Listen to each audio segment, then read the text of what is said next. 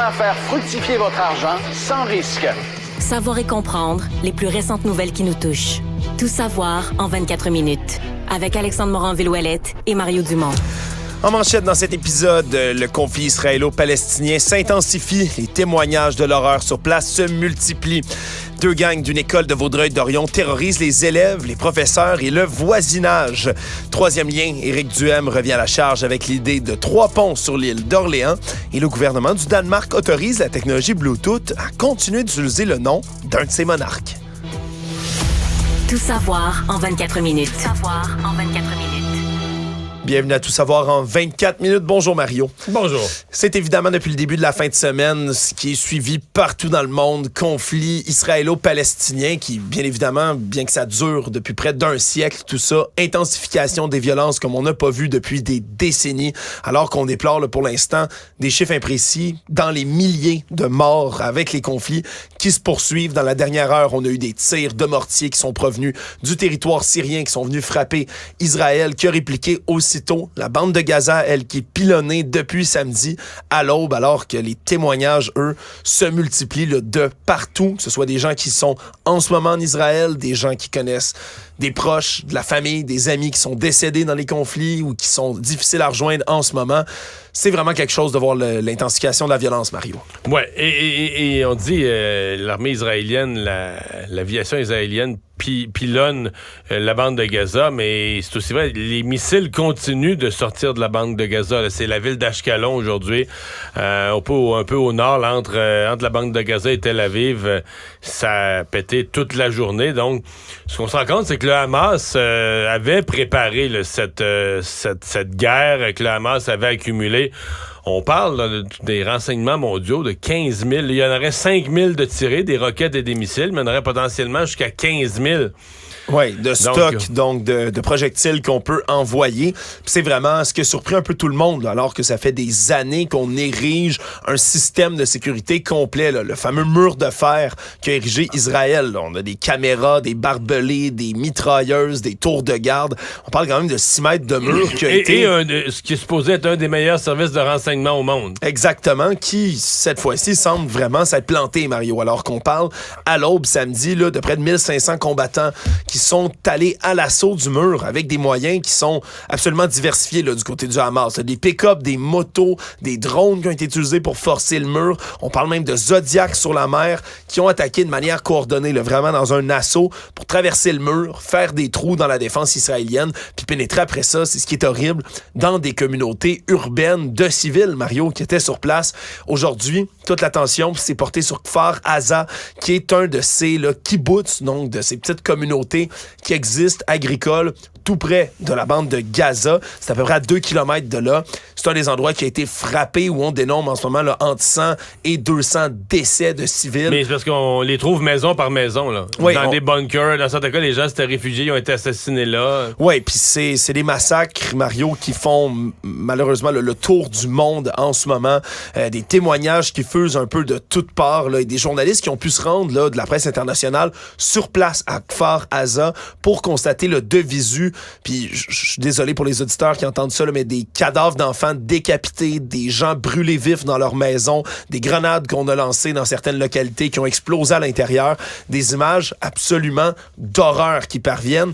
D'ailleurs, nos collègues à TVA Nouvelles avaient en entrevue un colonel, un lieutenant plutôt israélien, le Stéphane Ziv Goldin, qui témoignait, lui, qui a combattu dans de nombreux conflits au fil des années, puis qui a témoigné même de ce que lui a vu. On peut écouter là, de visu de comment ça sonne.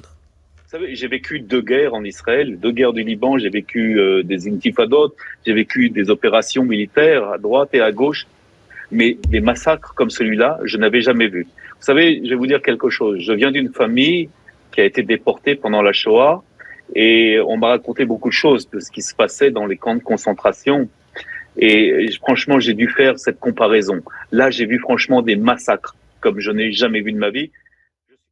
Donc, on a vraiment là, le référent, lui qui dit même par la suite dans son témoignage, avec ce qu'il a vu, qu'il est allé vomir dans un coin puis qu'il s'est mis à pleurer, même si c'est quelqu'un, on s'entend, qui a combattu dans des unités d'élite, qui a vu plusieurs jours de conflit avant tout ça. Bref, vraiment des images d'horreur qui parviennent et qui vont rien faire pour venir aider avec l'escalade de la violence. Là, tu le dis. Non, parce que l'opinion publique, nous, il faut se mettre dans la peau. Faut se mettre dans la peau de la population d'Israël là, qui se dit ben là il faut que notre gouvernement que notre armée prenne les moyens pour qu'on ait la paix, un pour punir ça et deux pour qu'on ait la paix quelques années. Maintenant, pour que l'armée israélienne nettoie complètement les capacités militaires du Hamas, ça va être toute une opération. Là. Ça veut dire qu'il faudrait passer au crible à peu près tous les bâtiments de la bande de Gaza. Oui, parce qu'il faut comprendre que le Hamas, qui est maintenant, puis le président Joe Biden, président américain, tout à l'heure, a tenu des mots que certains politiciens parfois ont de la difficulté ailleurs en Occident à utiliser, soit le terme d'organisation terroriste là, pour désigner le Hamas, qui depuis longtemps, dans la bande de Gaza, se cache parmi les civils, là, utilise ni plus ni moins que les civils palestiniens comme bouclier humain là, pour empêcher Israël de venir les frapper de fond en comble. Et il n'est pas exclu que, par exemple, dans le cas de cette guerre-ci, des dépôts d'armement, des lieux stratégiques d'où on lance des missiles, ben qu'on ait justement, là, qu'on s'assure d'avoir des enfants à proximité, sur le lieu, à côté du lieu, de telle sorte que, pour dire, vous pouvez pas frapper là. Puis là, ben, si c'est frappé, il y aura des enfants morts. Puis là, ben, eux vont dire, ben, regardez, là, Israël a tué 30 enfants. Oui, il y avait des rapports. Mais ils utilisent les civils, même des enfants, comme boucliers humains. Oui, c'est pas nouveau. On avait déjà entendu, par exemple, des rapports qui faisaient état de lance-roquettes installés sur le toit d'écoles dans la bande de Gaza, par exemple, là, à des endroits où si on réplique, bien évidemment, on déclenche un carnage.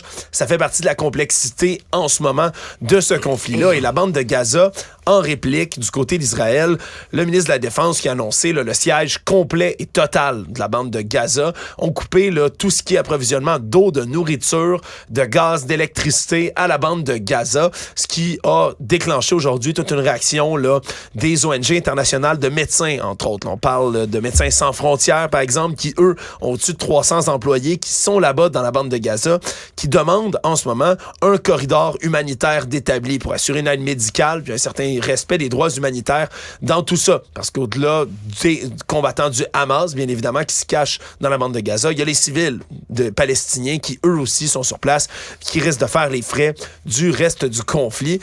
C'est extrêmement complexe, le conflit israélo-palestinien. Mario, on ajoute encore une fois une couche par-dessus tout ça. Et là, c'est les réactions aussi, mais du reste de la communauté internationale qui sont suivies. Là. Rencontre d'urgence du Conseil de sécurité de l'ONU, les États-Unis qui se sont dit prêts à intervenir et qui envoient, entre autres, là, un groupe, ce qu'on appelle en anglais un Carrier Strike Group, un groupe d'assaut avec un porte-avions dans la mer Méditerranée pour se tenir prêt à intervenir. Évidemment, personne veut une escalade, mais dans la région aussi, on regarde beaucoup les réactions vont venir de l'Iran, par exemple, et des autres voisins. Ben, la dernière chose, et je pense que c'est pour ça que les Américains ont envoyé leur porte-avions, leur bateau de guerre juste en Méditerranée, en face d'Israël. C'est un peu un avertissement aux voisins, le Hezbollah au Liban, l'Iran. Mêlez-vous pas de ça, là. Embarquez pas, parce que ça serait une autre affaire. Là. Si tu te retrouves avec un conflit régional, avec tout le monde qui se joint, là, tu pourrais te retrouver avec une guerre assez inquiétante. Oui, puis pendant ce temps-là, ici, on a eu, pendant la fin de semaine également, des manifestations qui se sont déclenchées et on a dû dénoncer là, du côté et du premier ministre François Legault, du côté de la mairesse Valérie Plante également ici à Montréal, la manifestation pro-Palestine qui a eu lieu au lendemain de l'attaque du Hamas en Israël. Là. Honteux, inacceptable, c'est les termes que M. Legault a employés aux manifestants qui étaient là sur place. On a annoncé aussi que le drapeau dont certains se réjouissaient là, de la mort de civils. C'est ce qu'il faut comprendre. Pas tant à Montréal. Là, en fait, oui, mais pas tant qu'ailleurs. À New York, à Londres, j'ai vu des images. C'est où que j'en ai vu aussi, à New York, à Londres. Mais des images impensables là, de gens qui jouaient sur leur téléphone cellulaire, les images d'enfants ou de civils israéliens baignant dans leur sang, en riant et en célébrant pour dire, regardez, c'est ça, là. Oui, des images qui ont fait le tour du monde. D'ailleurs, aujourd'hui, là, on a dû intervenir du côté de la police de Montréal. Il y avait un rassemblement devant le consulat d'Israël qui priait en support au peuple israélien. Semble-t-il que 4 supporters de la cause palestinienne qui sont arrivés sur place et que des interpellations à la suite de voies de fait qui ont été saisies du côté de la police. On dit que ça s'est quand même bien déroulé, mais c'est sûr que les répercussions, là, les tensions, les hostilités entre les deux États, nations, sont en train d'escalader partout dans le monde. Puis on parlait de ces images rediffusées là, de gens qui en veulent en narguer d'autres. Mais ça fait partie du contenu qui est devenu viral, tout comme à peu près tout le contenu mensonger de désinformation aussi en ce moment qui pullule sur les réseaux sociaux. Aujourd'hui, c'est l'Union européenne qui ont envoyé une lettre directement à Elon Musk, qui est maintenant le propriétaire de X, anciennement Twitter, pour lui demander d'intervenir plus férocement contre la désinformation puis contre le contenu carrément illégal qui circule. Parce que c'est comme n'importe quoi qui circule. D'abord, t'as une guerre, c'est déjà sérieux. Là, il y en a qui font circuler des images de conflits précédents, mais qui n'ont rien à voir, là, qui datent pas des 4 derniers jours. Ou qui sont même pas au même endroit. C'est en Syrie, parfois, on met des vidéos de conflits. Après ça, t'as des images de jeux vidéo. Oui, qui sont se confondent avec la réalité. Absolument, parce que ça devient très réaliste maintenant là, dans certaines cinématiques, par exemple, de jeux vidéo, mais on va reprendre ça littéralement pour n'importe quelle raison de désinformation. Décrire une scène, mais qui n'est jamais arrivée, qui est dans un jeu. Exactement. Donc, ça aussi, ça pullule sur les réseaux sociaux. C'est toujours le cas dans des guerres, lorsque ça arrive, mais au sein des observateurs qui étudient la désinformation, Mario, semble-t-il que c'est sans précédent en ce moment. Là, ça explose de partout. Donc, c'est toujours important de faire bien attention aux informations qu'on partage sur les réseaux sociaux. Dans tous les cas, c'est un conflit qui, malheureusement, le risque de s'empirer avant de s'améliorer. Il va falloir voir ce qui va arriver dans les prochains jours. Là. Mais en fait, la première chose, c'est que c'est un conflit où tu dis qu'il n'y a pas de paix possible. Ça fait des années qu'on la cherche, ça fait des décennies qu'on la cherche. On est passé proche, à mon avis, une vraie fois, là, sous Bill Clinton, au tournant de l'an 2000, l'été 2000, hiver 2021. Il s'était serré la main, là, à l'époque Mahmoud Barak, là, le premier ministre israélien, puis Yasser Arafat, qui était le chef de l'OLP, l'Organisation de libération de la Palestine. On était tout près d'un accord. C'est de la faute. C'est toujours dur. Pourquoi il n'y a pas eu d'accord? C'est de la faute à qui? Lui, Bill Clinton a toujours maintenu que c'est Yasser Arafat à minuit moins une, au moment où on avait presque un accord qui est arrivé avec une autre condition de trop, puis ça a tout fait dérailler. Mais quoi qu'il en soit, depuis les dernières années, t'attends même plus. Il n'y a même plus de processus de paix. Tu t'attends. C'est comme c'est le statu quo, là, c'est ça qui est ça. Puis le Hamas tire des roquettes à partir de la bande de Gaza. Le Hamas tire des roquettes régulièrement. Là, il tombe sur un marché, il tombe ici, il tombe là. Oui, le conflit, c'est jamais tant que ça, là, disons. C'est calmé, mais c'est jamais cessé. Mais ils sont comme en guerre. Là. Le Hamas, c'est Israël. D'abord, le Hamas, dans ses buts, là, la raison d'être du Hamas, c'est l'élimination de l'État d'Israël pour le remplacer par une république islamique. Là. Oui, ça, c'est directement écrit dans leur, pas leur constitution, mais leur objectif de fondation. Puis sur une base comme ça, il n'y a pas de négociation possible. Non, malheureusement. Puis c'est sûr que les massacres de civils comme ça, comme ils ont été rapportés et décrits, c'est rien pour aider ou, disons, venir calmer les ardeurs de l'armée israélienne qui, bien évidemment, risque de répliquer, elle aussi, extrêmement fort. Si on revient au Québec maintenant, ici, nos collègues de Cube Radio, ici, Mario de la plume de notre collègue Florence Lamoureux, ont rapporté une nouvelle vague d'incidents dans une école, dans cette succession d'incidents violents qu'on rapporte dans nos établissements scolaires au Québec. Ça parvient de la nouvelle école des Échos à Vaudreuil-Dorion, qui est ouverte depuis à peine quelques semaines, Mario. Là. C'est leur toute première rentrée. Et là, déjà, des épisodes de violence qui se multiplient. On a 2 bandes d'élèves de secondaire 4 là, qui s'appellent les O23, les 023 et les VTD, qui s'affrontent, semble-t-il, régulièrement dans des bagarres violentes. Des images qui sont diffusées sur les réseaux sociaux un peu partout. Des combats qui sont organisés même avec d'autres écoles secondaires. Et là, il y a des gens de l'école, des élèves eux-mêmes, qui ont même plus le goût de mettre les pieds en classe parce qu'ils ont peur. Ils ont dit que des enseignants même qui ont témoigné, dont certains ont témoigné ici à Cube Radio sous le couvert de l'anonymat pour pas avoir de représailles, d'à quel point ça peut être violent. On parle entre autres d'une bande de jeunes, l'autre fois, entrés dans une salle des professeurs. Ils voulaient trouver un enseignant précis pour, dans leurs propres mots, même lui péter la gueule. C'est ce que témoignait ce matin ce professeur anonyme. On parle d'un enseignant aussi qui sera en arrêt de travail à cause des jeunes. Et semble-t-il qu'on avait déjà tiré la sonnette d'alarme, comme quoi, lorsqu'on transférait certains élèves problématiques dans cette nouvelle école-là, qu'il fallait absolument pas mettre tous ces éléments, tous ces jeunes-là, au Dans même la même endroit, école, ouais. qu'il aurait fallu les disséminer un peu partout. Pourtant, semble-t-il que la recommandation n'a pas été suivie et on a même Mais dû là, est-ce que la dépêcher. direction de l'école considère avoir les choses encore en main ou est-ce que c'est un cas de faire intervenir la police? Ben, la police, déjà, en ce moment, là, patrouille près de l'établissement. Là. Déjà, il y a eu tellement de plaintes dans le voisinage parce que les voisins, eux aussi, écopent, Mario. Non seulement des bagarres qui se déclenchent dans la rue, sur leur terrain, devant chez eux. On parle là, de jeunes qui marchent sur les terrains privés, qui jettent des mégots de cigarettes, de joints, un peu partout. La situation n'a pas l'air là, d'être très bien saisie, puis c'est un des autres témoignages, bien évidemment, là, qui circulent ces temps-ci sur la violence en augmentation dans les écoles. Faut croire qu'à un certain moment donné, il va falloir qu'il y ait peut-être une intervention gouvernementale ou quelque chose là-dedans. Oui, mais là, ça peut juste se gérer, une affaire comme ça peut juste se gérer à l'échelle locale. Puis, il y a un point où c'est l'école, la direction de l'école qui peut mettre en place des procédures plus sévères. Mais il y a un point de rupture aussi, les profs ont peur, tout ça. Excuse-moi, mais c'est la police, là. C'est la police, puis c'est les centres jeunesse, la prison. Il faut que tu interviennes. Tu peux pas laisser le règne de la peur, puis il va falloir que tu trouves les leaders. Dans ces groupes-là, c'est pas tout le monde, mais c'est probablement un ou deux leaders que tu vas devoir utiliser comme exemple pour réveiller les autres, là. Actualité. Tout savoir en 24 minutes. Alors que la résurrection du troisième lien a été évoquée par le gouvernement de la Coalition Avenir Québec, c'est Éric Duhem du Parti conservateur du Québec en ce moment qui est sorti aujourd'hui pour afficher sa solution à lui pour le troisième lien. Lui parle d'une combinaison de 3 ponts au besoin pour faciliter le lien qui traverserait par l'île d'Orléans entre Québec et Lévis. Là, on a avancé toutes sortes de solutions, Mario, qui proviennent donc du chef conservateur. Un pont à 6 voies au sud de l'île d'Orléans. Un autre pont plus petit avec moins de voies. On est, disons, là, dans la table d'Éric Duhem de revenir sur des sujets comme ça. Là, oui, mais lui, je comprends qu'il est dans le siège du conducteur présentement. Là, c'était son projet. En campagne électorale, il y a 1 an, c'était son projet de dire un pont comme lien, comme troisième lien. C'était fait dire à l'époque par la CAQ, ben non, ça va défigurer l'île d'Orléans, tout ça.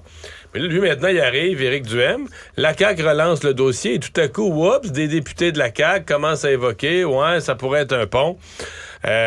Pont du côté de l'île d'Orléans. Donc, lui, je me mets dans sa peau, là. C'est évident que il y a comme la partie belle, tu sais, de jouer la carte, de relancer son idée. Il est comme Il y a le beau jeu. Ouais, il est comme le gars qui dit « je vous l'avais dit », là, tu sais, puis qu'à l'époque, elle fait rire de lui, mais qui dit « je vous l'avais dit ». Donc, je le comprends, là, de faire ça et essayer de mobiliser, parce que aujourd'hui, il faisait sa conférence de presse avec le maire de Saint-Lambert-de-Lauzon, et qui était accompagné d'un maire là, de la région Chaudière-Appalaches, là, d'une région entièrement représentée par la CAQ. Oui, donc on peut voir que ça lui permet peut-être de gagner des appuis dans la région. Il faudra voir quel format prendra le troisième lien, si troisième lien il y a, parce que là, on commence à être loin dans la saga là, du pont, tunnel, pont, pas de lien, troisième lien autoroutier. Ça change vite. Les dirigeants montréalais de Pornhub étaient au fait de la présence de pornographie juvénile sur leur populaire plateforme de contenu pornographique. Et on a appris du côté de notre bureau d'enquête de Québécois qui se sont abstenus jusqu'en avril 2020 d'en parler aux autorités. Là. Selon des documents là, qui ont été rendus publics hors cours dès septembre, mais on voit qu'à l'intérieur là, du site Internet qui est géré par le géant québécois de la porno MindGeek, là, qu'on savait à l'interne là, très bien qu'il y avait du matériel de pornographie juvénile qui se promenait, qu'il y avait du matériel de violence sexuelle, d'agression qui se promenait sur leur site, mais qu'on n'en parlait pas du tout aux autorités. Là. En fait, on voulait pas vraiment voir. Là. Ouais, ce qu'on on voyait par la force des choses, mais dans les faits, on voulait pas voir. Oui, semble-t-il qu'on était beaucoup plus préoccupé par la rentabilité du site, qu'on était préoccupé de savoir que si on parlait aux policiers, on avait peur que ça éclabousse Pornhub et on a décidé donc jusqu'en 2020 là, de garder tout ça complètement sous couvert et des messages, là, des modérateurs sur Teams qui parlaient des échanges de courriels qui sont rendus publics. Vraiment, là, on était constamment au courant de tout ça. Puis ça prenait tellement peu au sérieux, la présence de la porno juvénile, là, qu'on parle entre autres là, de quelque chose comme 700 000 vidéos identifiées comme étant potentiellement illégaux. Qui avaient été comme flaguées, là, si on veut. Exactement. Qui on a envoyé pour traiter ces 700 000 vidéos de pornographie potentiellement illégale? Une personne. il y avait un seul vérificateur pour 700 000 vidéos. À quel point on prenait pas ça au sérieux. En un an, il n'y aurait pas eu assez de temps en un an pour tous les vérifier. Absolument. Donc, c'est des rapports quand même, encore une fois, mais qui on n'est pas éclaboussent. vraiment surpris. Là. On n'est pas vraiment surpris, mais MindGeek n'ont pas l'habitude de réagir, Mario, ni de commenter quoi que ce soit comme dossier. Vraiment, là, s'il y a une entreprise qui se retrouve à Montréal puis qui parle absolument pas aux médias puis aux autres paliers, mais c'est bien MindGeek, là. Économie. Sitôt déclenché, sitôt fini, la grève dans 3 usines canadiennes du constructeur américain General Motors est déjà terminée. Alors qu'on s'est entendu entre GM... Combien d'heures? Ça fait peu, je sais pas en demi-journée? termes d'heures exactement, mais on avait déclenché là, la grève là, peu après minuit dans les usines, entre autres en Ontario. Et là, le syndicat canadien Unifor s'est entendu avec GM, accord de principe déjà. C'est quelques heures, là, vraiment, qu'on dit. Il y avait 4300 salariés qui étaient en grève et qui maintenant ne le sont plus. Donc, on donne quand même une augmentation substantielle, là, 15% sur 3 ans, 10% la première année déjà. Mais c'est plus que ça qui est demandé aux États-Unis encore par les travailleurs de l'automobile. Oui, puis dans le cas des travailleurs de l'automobile aux États-Unis, mais on est encore des milliers là, qui sont en négociation et qui pourraient bien évidemment, comme à chaque fois qu'on parle donc de grève dans le milieu d'automobile, ça touche les chaînes d'approvisionnement, puis ça touche toutes sortes d'autres milieux non, c'est également. une bonne nouvelle que ça n'ait pas traîné au Canada, mais à 15%, écoute, ça fait 5% par année sur 3 ans, c'est une bonne augmentation, mais c'est nettement en bas là, de ce qui est demandé aux États-Unis. L'Halloween pourrait être différente cette année, Mario, alors que des épisodes de conditions météorologiques extrêmes, on le sait, ont résonné un peu partout autour du globe là, depuis le début de l'année. Et ça a touché, semble-t-il, particulièrement les pays producteurs de sucre. Hein, un produit dont on ne croyait pas vraiment manquer tout de suite. On dit que l'offre mondiale là, a diminué de 10 à 15% cette année. Donc, le sucre est cher. Le sucre est cher, ce qui fait que l'Halloween pourrait être différente du fait que le sucre se retrouve dans nos bonbons qu'on consomme à l'Halloween puis qu'il y en a maintenant. On peut donner des chips un peu moins. Le sucre est trop cher. Mais moi, tu vois, j'ai toujours mieux aimé les chips en plus à l'Halloween. Moi, j'aime mieux des chips, c'est sûr. Ben voilà, moi aussi, Mario, on est deux dans ce cas-ci, mais je pense qu'on c'est peut-être pas tous les enfants, tous les jeunes qui partagent notre avis. Mais là, on parle, entre autres, quand on dit les grands producteurs, c'est l'Inde, l'Europe, les États-Unis, entre autres, là, qui produisent beaucoup de sucre, qui ont connu, eux, des épisodes d'inondation là, extrêmement sévères dans les régions. On a-tu un pourcentage sur la hausse du prix du sucre? On dit là, qu'en ce moment, là, c'est le plus haut en 12 ans, selon l'Organisation internationale du sucre. L'an passé, ça avait grimpé de 42%, le prix du sucre. Et là, ça a augmenté. Il est à son plus haut, encore plus haut que ça. Ouais. Il est à son plus haut, c'est 31,54 cents pour une livre de sucre. Là. Semble-t-il que c'est le prix qui est fixé en ce moment. Mais le truc aussi, c'est que c'est pas seulement le sucre ou les bonbons d'Halloween là, qui viennent être impactés par tout ça. C'est ce qu'on utilise pour fabriquer de l'éthanol. Également, le sucre qui se retrouve dans beaucoup de boissons alcoolisées, désinfectants, du carburant même dans certains cas. Tout ça aussi devient impacté donc par la hausse du prix du sucre.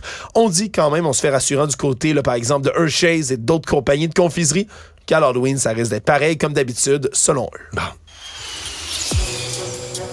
Le Monde. Une nouvelle plutôt rigolote pour faire un peu changement dans les nouvelles internationales, Mario, qui est particulièrement venu me chercher aujourd'hui, alors que le Danemark, aujourd'hui, a autorisé les inventeurs de la technologie Bluetooth à utiliser le nom Bluetooth. Quel rapport avec le Danemark, me direz-vous? Ben, c'est parce que c'est le nom Bluetooth d'un roi viking extrêmement connu, Harald à la dent bleue, ou Harald Bluetooth. Ah ouais? Oui, absolument. C'est quelque chose que je ne savais pas moi-même, Mario, mais c'est le nom qu'on a utilisé pour la technologie Bluetooth. Pourquoi?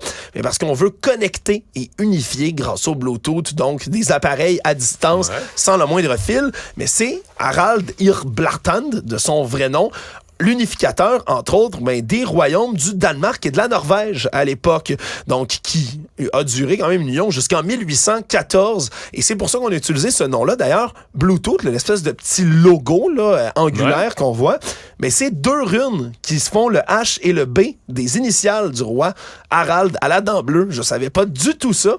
Et là, on a dit aujourd'hui, là, du côté, entre autres, du gouvernement puis du musée de Jelling, qui conserve, entre autres, la fameuse pierre de Jelling qui raconte l'histoire de Harald à la dent bleue. Mais on dit, pour les 1000 prochaines années, on vous donne l'autorisation d'utiliser ce titre-là, alors que l'inventeur, lui, de la technologie, était sur place en disant s'excuser d'avoir cavalièrement emprunté le nom d'un roi norvégien viking comme ça. Donc, pour les 1000 prochaines années, on est correct du côté de Bluetooth. Résumer l'actualité en 24 minutes, c'est mission accomplie.